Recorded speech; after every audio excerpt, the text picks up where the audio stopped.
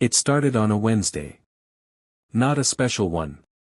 Not a holy day. Just a regular morning. Only it wasn't regular for me. I had reached a point where prayer felt like air through a cracked window, present, but barely enough. I was tired. Not physically, not even emotionally. It was a soul tired. The kind of weariness that doesn't go away after 8 hours of sleep or a weekend off. I had been going through the motions. Saying the right things. Attending the right services. But deep down, I knew, something was missing. That's when it happened. At 5 a.m. No alarm. No schedule. I just woke up. Eyes wide open. Room still dark. House completely silent. I sat on the edge of my bed with this strange awareness that God was near, not dramatically, not in a way that would make the headlines, but near in a way that made me still. I didn't know what to say. So I whispered, "Lord, I'm here." That was the beginning. The world outside my window hadn't changed. It was still dark. Still cold. Still filled with the same unsolved problems I had gone to bed with. But something within me was no longer spinning. It was like I had finally tuned into a frequency that had always been there, but I had been too busy, too distracted, too self-absorbed to notice. The room didn't shake. No angels appeared. But a quiet verse came to mind. Very early in the morning, while it was still dark, Jesus got up and went to a solitary place, where he prayed. Mark 1 verse 35. That verse had always seemed like a simple logistical note, Jesus waking up early. But in that moment, it wasn't just about waking up.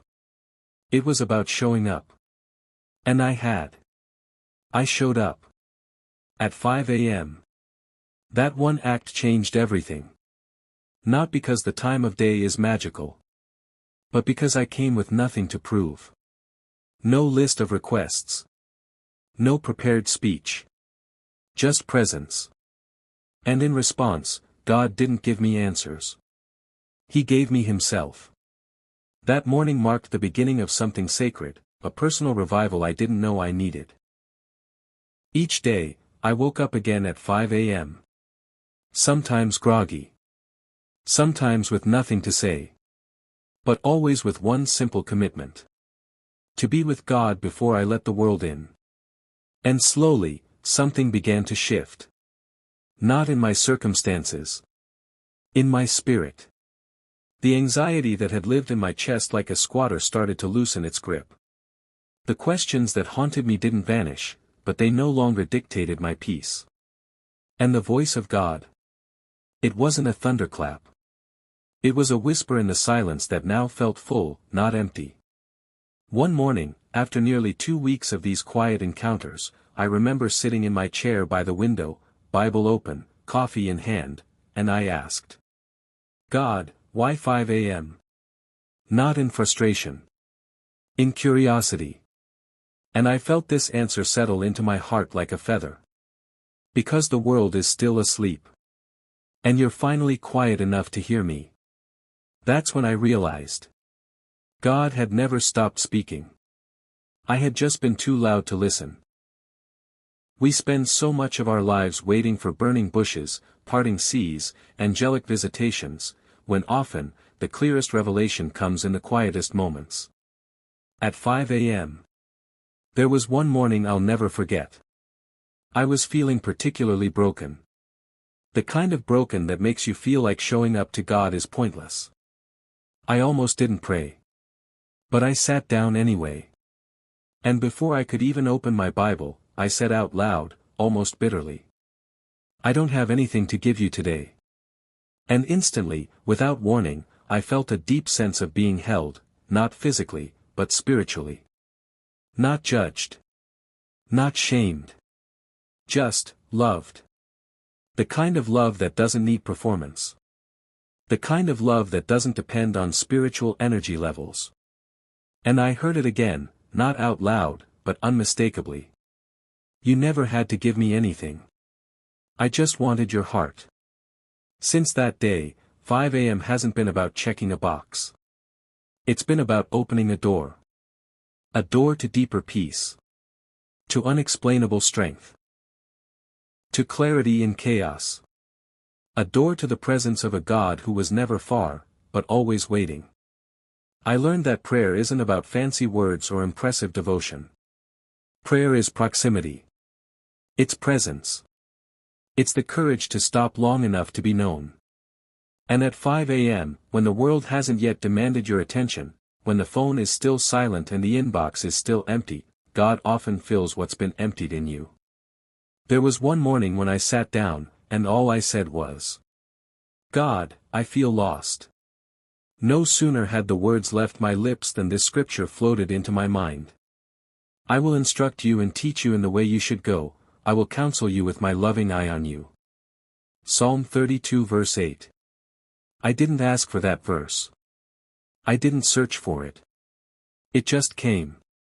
And it felt like a divine hug around my weary soul. That morning, I didn't get a plan. I got peace. And it was enough. I used to think I had to be inspired to pray. Now I know that the act of showing up is the inspiration. I used to think God was moved by my words. Now I know He's moved by my willingness. And I used to think my prayers needed to be strong. Now I know that it's okay if they come out weak, trembling, even tearful. Because what matters isn't the strength of the prayer. What matters is the faithfulness of the one who hears it. I'll never forget the 5 a.m. that almost didn't happen. I had just received painful news that made me question everything. I didn't want to wake up. I didn't want to pray. I didn't even want to believe. But somehow, I got up. Sat in the chair. And stared out the window. For 10 minutes, I said nothing. And then, in my brokenness, I whispered. "I don't understand you right now, but I still trust you." Tears came. And so did comfort. Not answers. But presence. And that presence was enough. So if you're wondering whether this 5 a.m. thing is for you, let me say this. It's not about early mornings. It's about first things. When you give God your first. Your first thoughts, your first energy, your first words, you position your heart for alignment. And alignment is what most of us are truly missing. You don't need more information. You need divine alignment. And that starts, in stillness. I've now been praying at 5 a.m. for months. Not every day is magical. Some days are dry. Some are sleepy. Some feel like nothing is happening. But something is happening. Every single time I show up, God meets me. Maybe not in the way I expected. Maybe not with thunder or fire. But with quiet reminders that I am seen. Known. And deeply loved. The 5 a.m. prayer changed everything. Not because God changed. But because I did. I became quieter. More surrendered. More aligned. And that alignment opened doors no striving ever could. So if you're ready, set the alarm. Make the space. And pray, even if all you can say is, "Lord, I'm here." Because He is too.